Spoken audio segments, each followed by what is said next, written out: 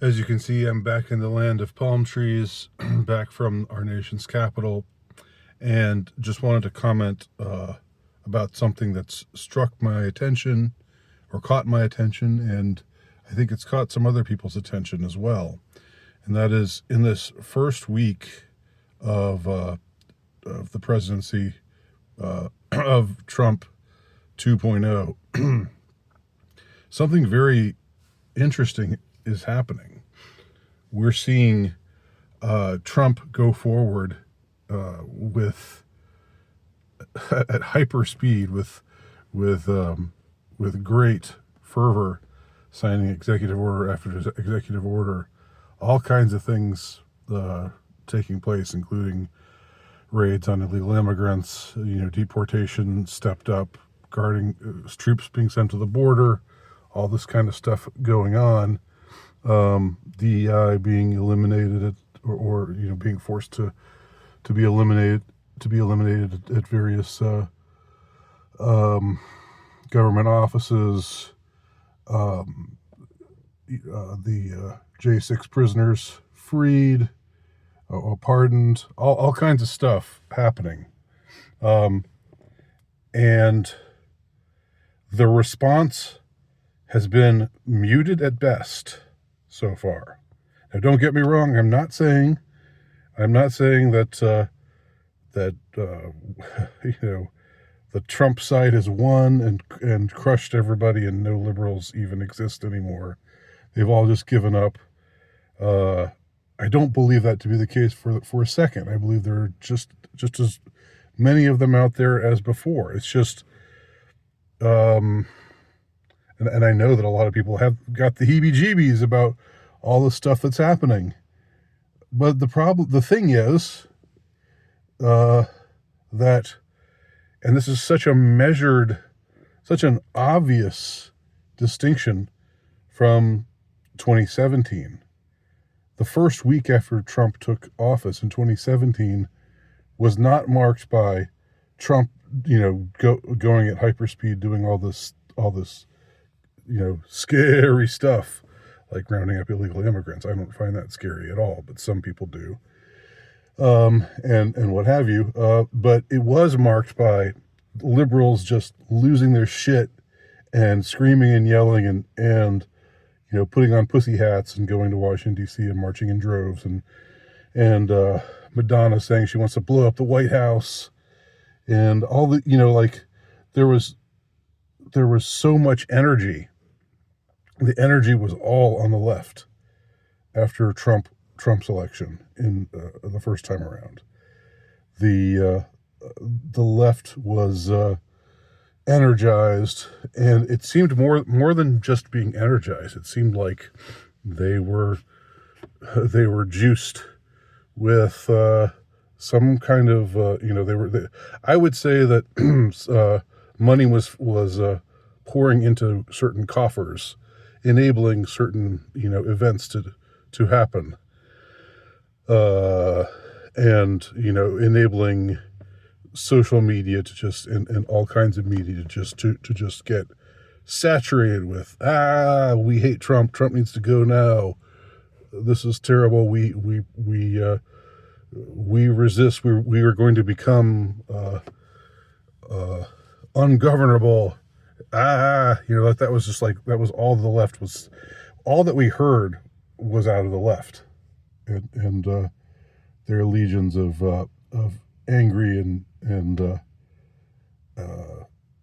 pissed off people, that they're so pissed off that their candidate lost, and now it's just they were just gonna not stand for it, and you just had everywhere you looked, everywhere you listened, you heard this one famous person or another doing something or saying something, about how angry he or she was with Trump and with what was going down, and that was all of the energy was there, and that energy just seems to be just does not seem to be present now. it does not seem to be present. And the weird thing is, you'd think you'd be hearing more of it, because this time around he's actually doing stuff. The first time around, I don't recall there being, I don't recall him signing 25, 30 executive orders, making all these things happen, including but not limited to stuff related to the border and illegal immigration. But back then it was like that the energy was all with the anti-Trump people, and now they just don't seem to. We're not hearing from them. You sporadically hear things here and there, and again, I'm not claiming that they're not they're not around. I just find it very interesting that it's like a switch has been flipped, or a switch has been turned off.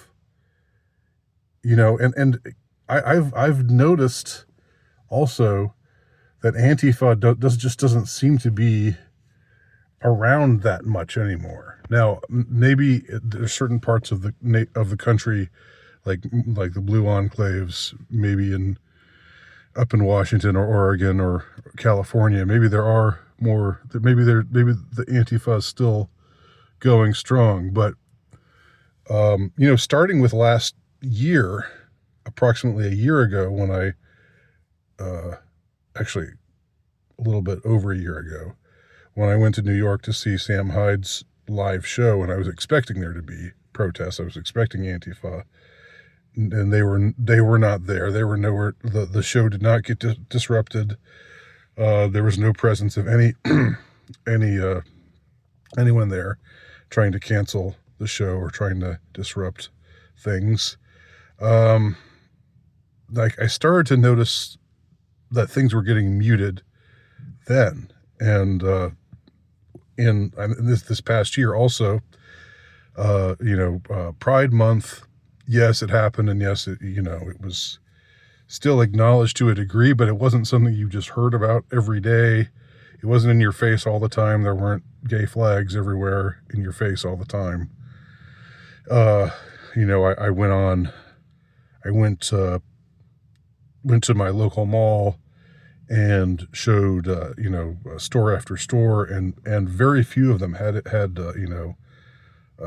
advocacy stuff, or we stand in solidarity with LGBT kind of stuff, on the outside of their stores. And so this muting, it's been called, quote, putting the woke away, which I don't think means that the woke is gone. It just means we're not going to be so flagrant with it.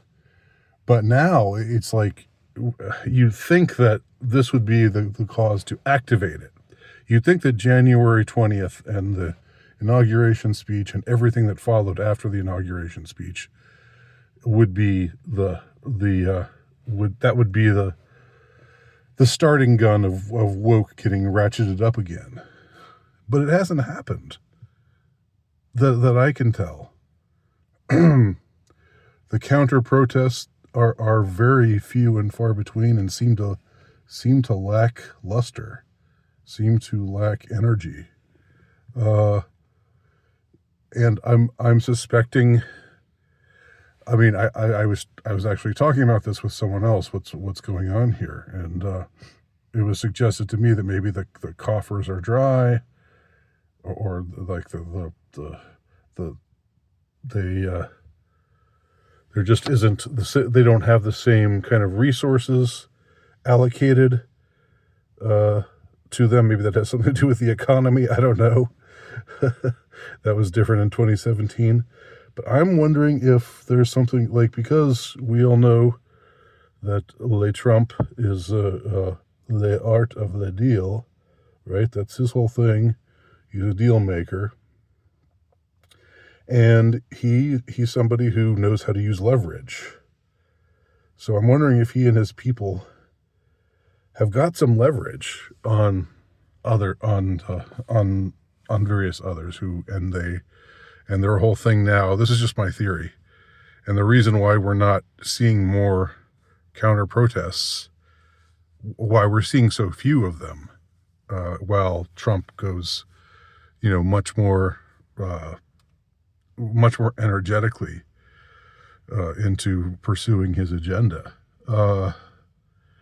Maybe the reason why we're not seeing it as much has something to do with the leverage that he has been able to get over a lot of these people.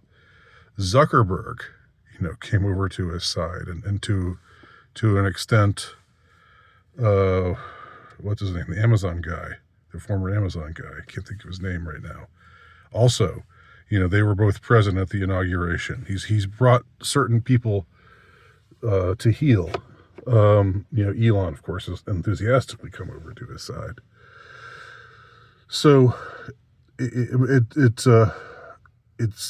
seemed, well, I think Elon just came because he wanted to come over to his side, not because he was coerced. But I'm suspecting that Trump and his people have some leverage this time around, and they have things to hold over people's heads, and that's how deals get made. It's look, we won't expose you if you shut the hell up and let us carry out our agenda. And maybe that's what's going on. I don't know. It's just an idea, but does anybody have a better idea? Just posing the question.